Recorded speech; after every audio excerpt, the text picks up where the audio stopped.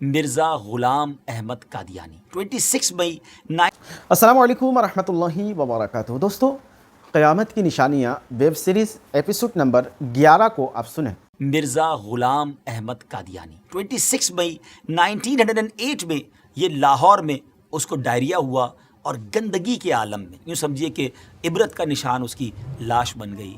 یہ ہے جھوٹے نبی کا انجام۔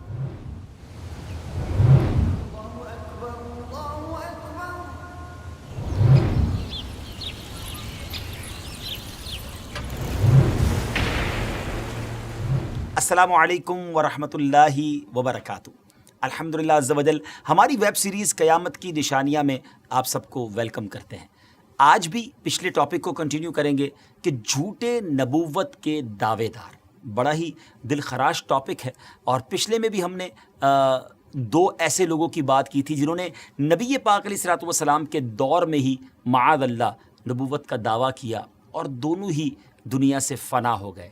اس کے بعد کچھ اور بدبختوں نے بھی یہ دعویٰ کیا، یہ کلیم کیا، اس کے بارے میں ہم آپ کو بتائیں گے۔ یاد رہے کہ نبی پاک علیہ الصلوۃ والسلام کی ایک حدیث پاک ہے کہ پیارے آقا علیہ الصلوۃ والسلام نے فرمایا کہ قیامت قائم نہ ہوگی یہاں تک کہ دو بڑے گروہ جنگ کریں گے، دونوں کا دعویٰ ایک ہی ہوگا، یہاں تک کہ تقریباً 30 دجال اٹھیں گے اور ان میں سے ہر ایک کا دعویٰ ہوگا کہ وہ اللہ کا رسول ہے۔ اب آئیے اسی ٹاپک کو کنٹینیو کرتے ہیں کہ حضرت ابوبکر صدیق رضی اللہ تعالیٰ عنہ کے زمانے کے طلحہ بن خویلد الاسدی نے بھی نبوت کا دعویٰ کیا، جو بعد میں توبہ کر کے مسلمان ہو گیا تھا۔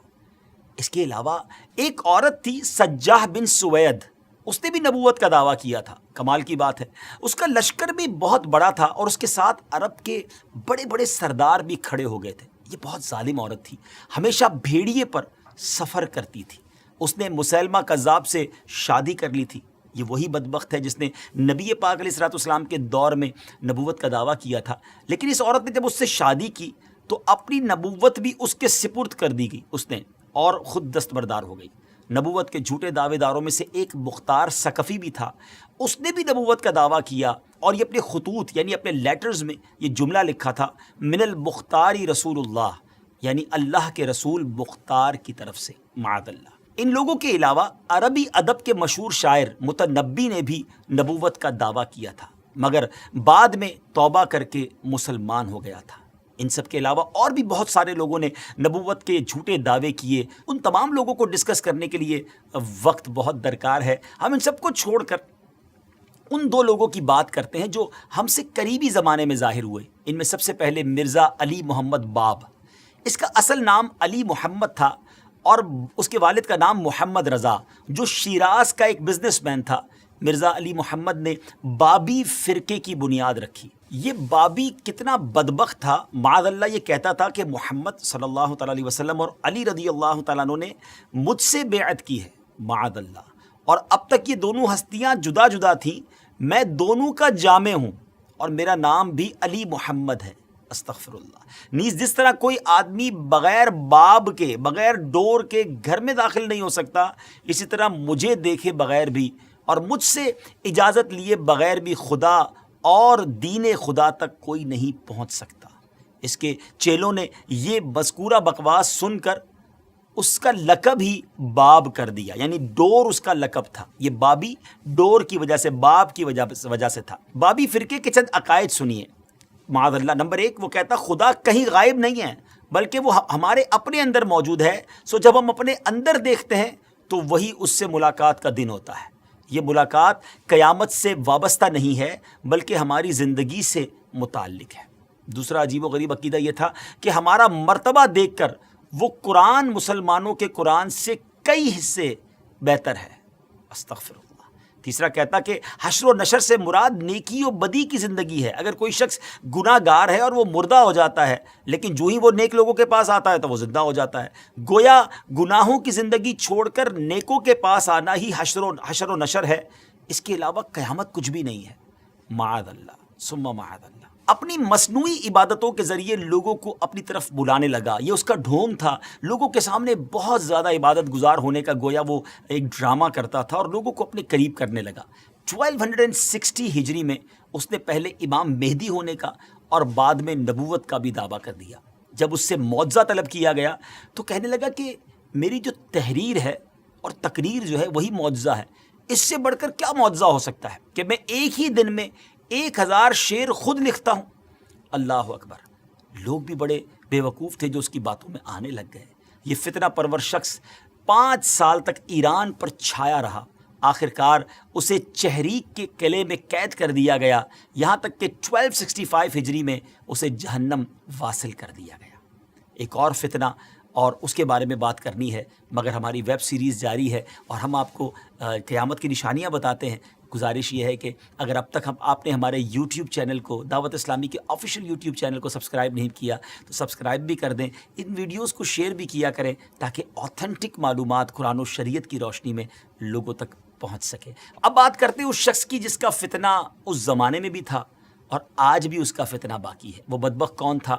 مرزا غلام احمد قادیانی۔ یہ 1839 یا 1840 عیسوی میں پیدا ہوا، یعنی ایئر 1839 تھا یا 1840 تھا، اور 1886 میں مرزا نے اپنی نبوت کی بنیاد رکھنا شروع کی، جو کہ جھوٹے اور عجیب و غریب من گھڑت الہام اور کشف وغیرہ پر مبنی تھی، جو کہ آج بھی اس کی بدنام زبانہ کتاب براہین احمدیہ میں موجود ہے۔ ان تمام دعووں کے بعد، عجیب و غریب باتوں کے بعد، اس نے ایک عجیب سا دعویٰ کیا، بڑا مکسچر سا دعویٰ تھا کہ وہ ذلی اور بروزی نبی ہے۔ اللہ اکبر! اور 1890 میں یہ کہنا شروع کیا کہ مسیح موعود اور ابن مریم میں خود ہوں۔ اس کے بعد مرزا قادیانی نے 1901 ایئر میں حقیقی نبوت کا دعویٰ کر دیا۔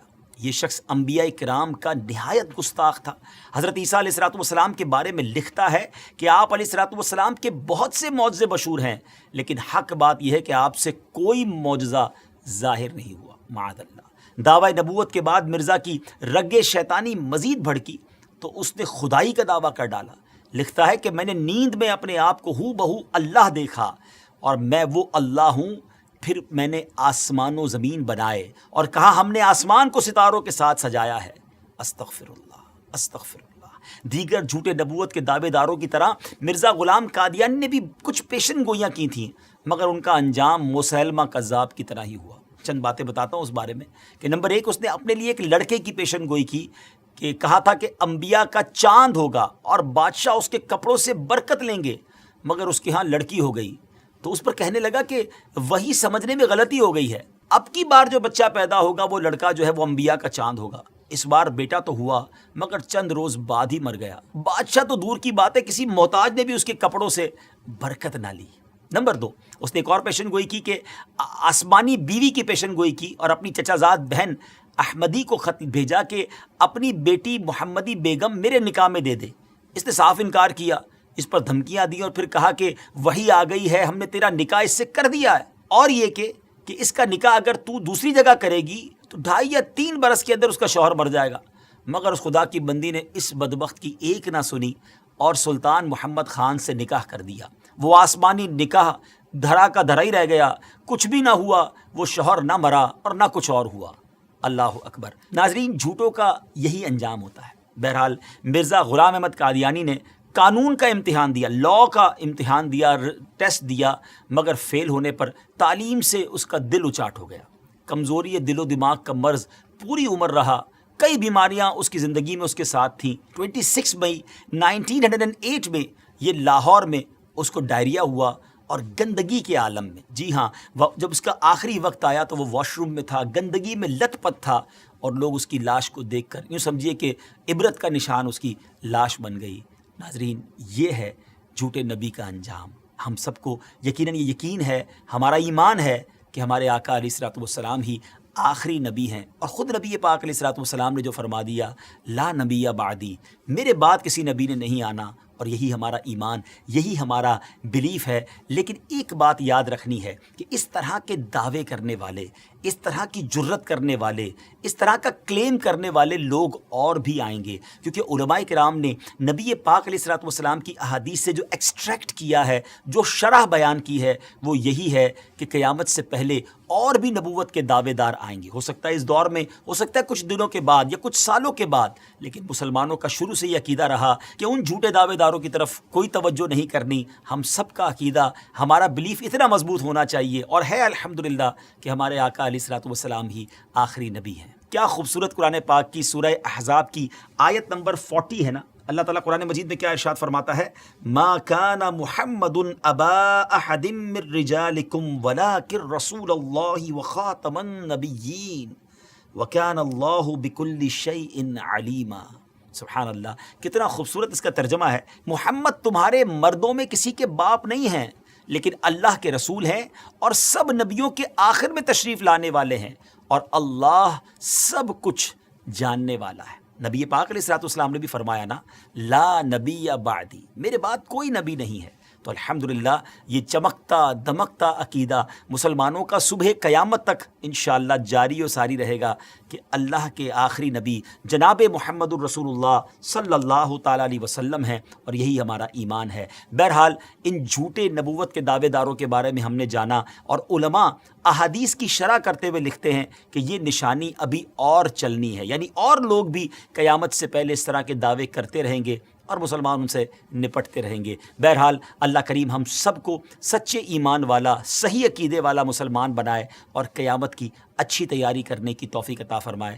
اگلے پروگرام میں ایک اور قیامت کی نشانی لے کر حاضر ہوں گے. دعاؤں میں یاد رکھیے گا.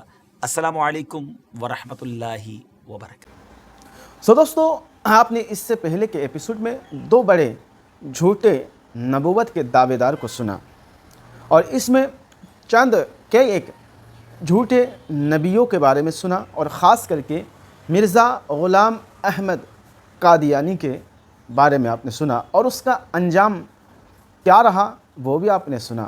سو اسے شیئر کریں، اور اس طرح کی مزید ایپیسوڈ قیامت کی نشانیاں دیکھنے اور پانے کے لیے چینل کو سبسکرائب کر کے ہمارے ساتھ جڑے رہے. اور ہاں، اس سے پہلے کے جتنے بھی ایپیسوڈ ہیں اگر آپ نے نہیں دیکھے تو جائیے، ڈسکرپشن میں لنک دیا گیا ہے، وہاں جا کر ایک ایک کر کے آپ دیکھ لیں. سو ملتے ہیں کسی اور ویڈیو میں، تب تک اپنا خیال رکھیں. خدا حافظ. السلام علیکم ورحمۃ اللہ.